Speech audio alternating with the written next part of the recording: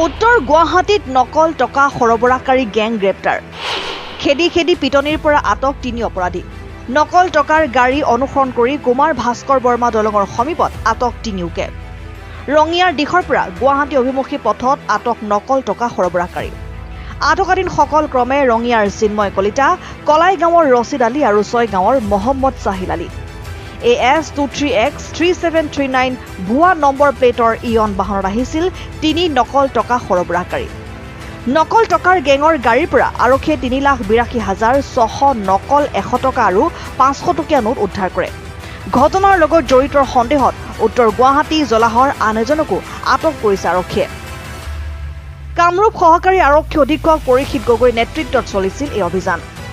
মই জিআৰচিৰ পৰা আহিছিলোঁ, আহি পেলাই অলপ মানুহ গেৰিয়াৰিং হৈ গ'ল। ইয়াতে বোলে কোনোবাই বোলে মানে ২ নম্বৰী পইচা লৈ পেলাই আহিলে।